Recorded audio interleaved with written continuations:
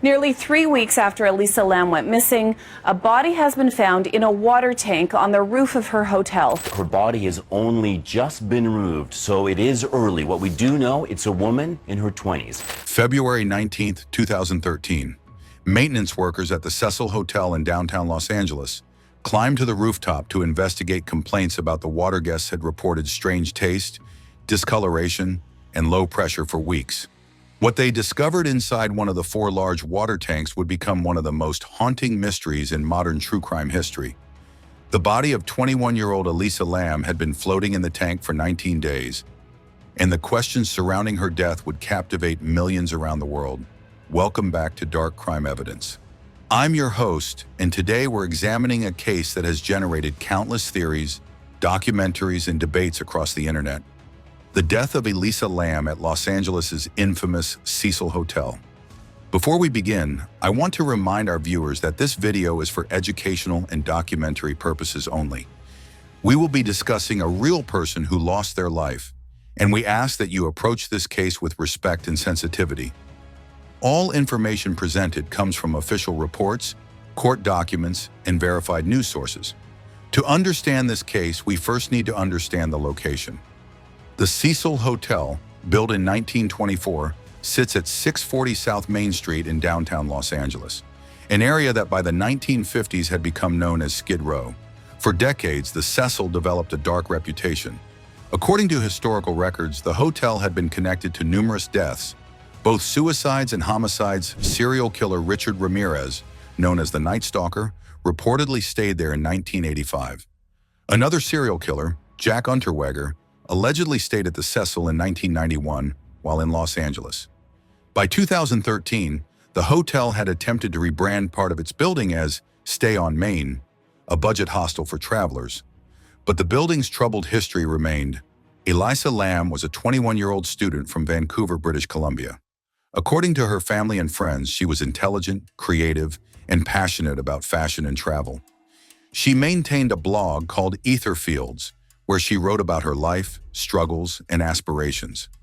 In her writings, Elisa had been open about her mental health challenges. Medical records would later confirm that she had been diagnosed with bipolar disorder and depression, and she was prescribed several medications including Wellbutrin, Lamictal, Seroquel, and Effexor. In late January 2013, Elisa embarked on a solo trip along the West Coast. She planned to visit San Diego, Los Angeles, Santa Cruz, and San Francisco. According to investigators, she checked into the Cecil Hotel on January 26, 2013, initially booking a shared hostel room. Hotel records show that she was later moved to a private room on the 5th floor after roommates complained about unusual behavior, including leaving notes on their beds and locking them out of the room. January 26, 2013, Elisa Lam checks into the Cecil Hotel. Surveillance footage from that day shows her entering the building with her luggage, appearing in good spirits January 27th to 30. According to statements from hotel staff and guests, Elisa was seen in common areas of the hotel. She reportedly spoke with the hotel manager and front desk staff on multiple occasions. She maintained contact with her parents in Vancouver, speaking with them regularly by phone. Her social media accounts showed she was posting about her travels during this time, January 31st, 2013. This was the last day Elisa's parents heard from her. She was supposed to check out of the Cecil and travel to Santa Cruz, where she had a reservation at another hostel. When she failed to call her parents as scheduled, they immediately contacted the Los Angeles Police Department to report her missing. Hotel staff confirmed she had not checked out, and her belongings remained in her room February 1st to 5th. The LAPD Missing Persons Unit began their investigation. Detectives interviewed hotel staff and guests. They searched Elisa's room, finding her personal belongings, including her laptop and medication bottles. According to the police report, some of her prescriptions appeared to have pills remaining. Officers searched the hotel's 15 floors, including the basement, rooftop, and stairwells. Search dogs were brought in, but did not indicate any findings. The rooftop access was supposedly locked and alarmed, according to hotel management February 6th.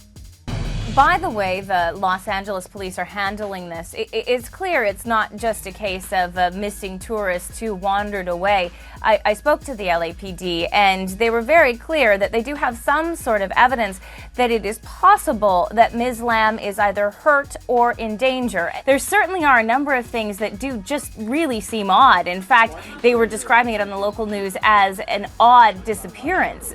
The LAPD released a missing person bulletin. Elisa's parents flew to Los Angeles to aid in the search. They distributed flyers throughout downtown Los Angeles and spoke with local media outlets February 13th.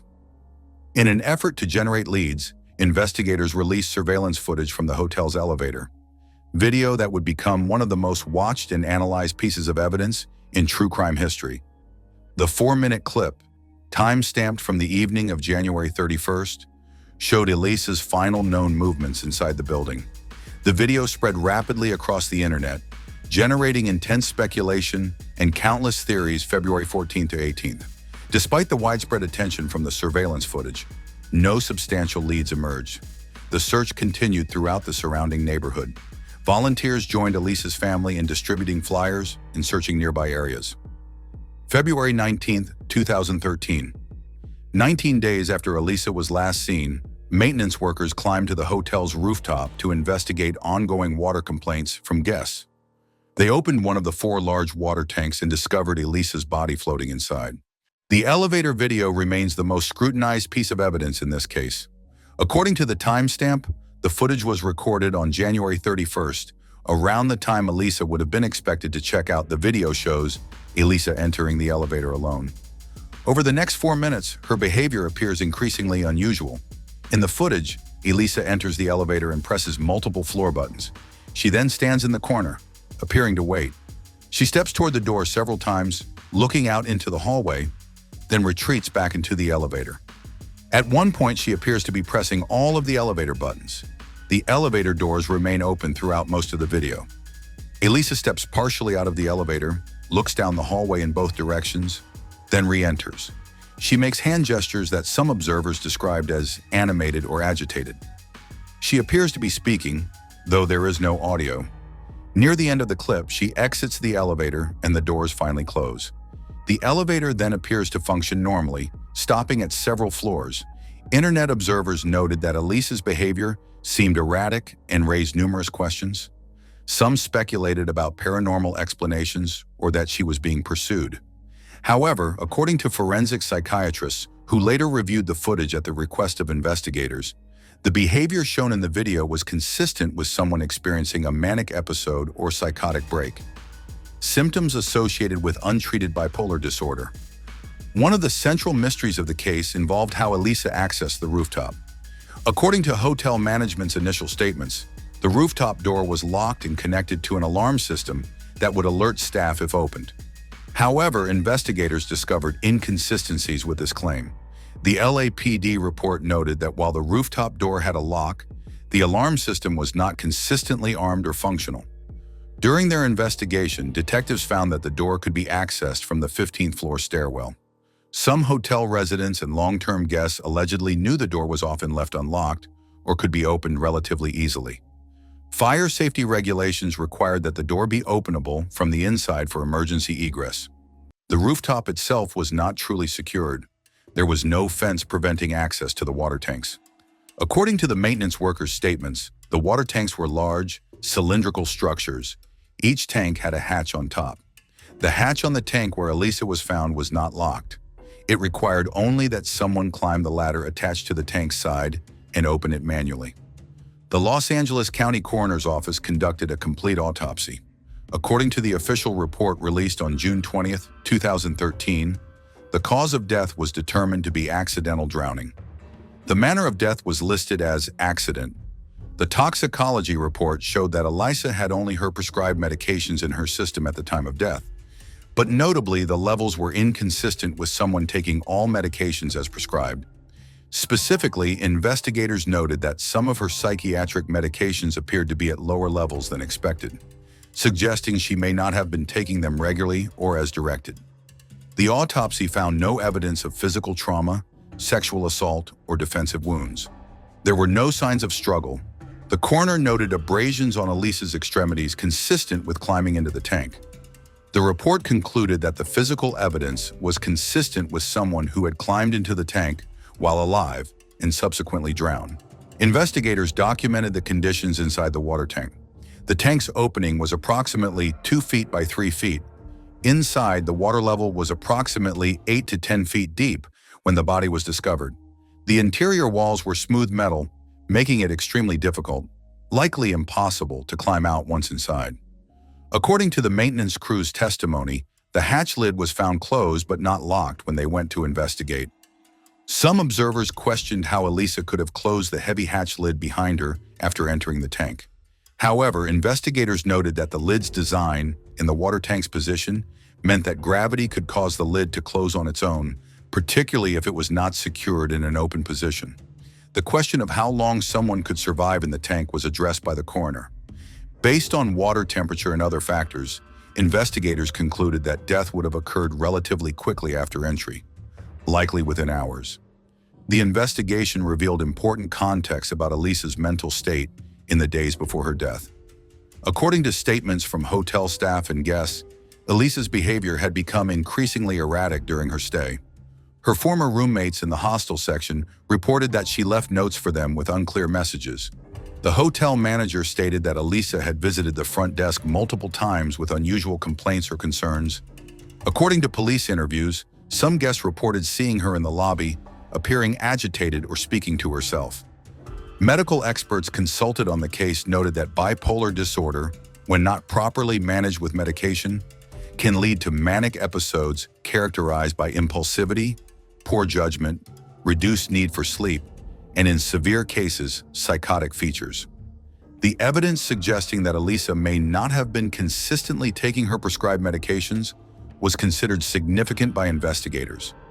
Going off psychiatric medications abruptly, particularly drugs like Effexor and Seroquel, can trigger severe symptoms.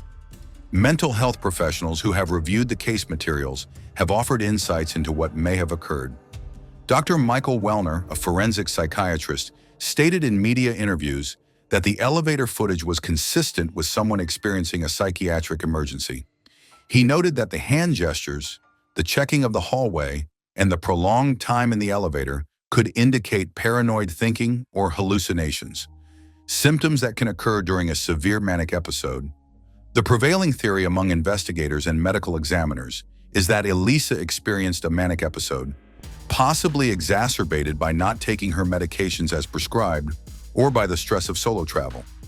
In this altered mental state, she may have accessed the rooftop, either discovering it was unlocked or knowing from other guests how to access it.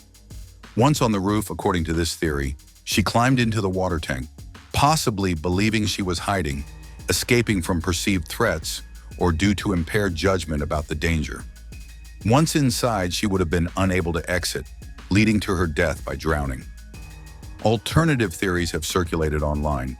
Some have suggested foul play, noting the unusual circumstances and the hotel's dark history. However, investigators found no evidence of another person's involvement. No witnesses reported seeing anyone else on the rooftop that night. The autopsy revealed no signs of struggle or assault. The physical evidence pointed to Elisa being alone. Some observers have questioned the timeline and whether someone could have accessed the rooftop without being detected. However, according to police reports, the hotel's security measures were inconsistent and surveillance coverage was incomplete. The rooftop area had no cameras, and the stairwell access was not continuously monitored. The Los Angeles Police Department officially closed the case in 2013, concluding that Elisa's death was a tragic accident resulting from her entering the water tank during a mental health crisis.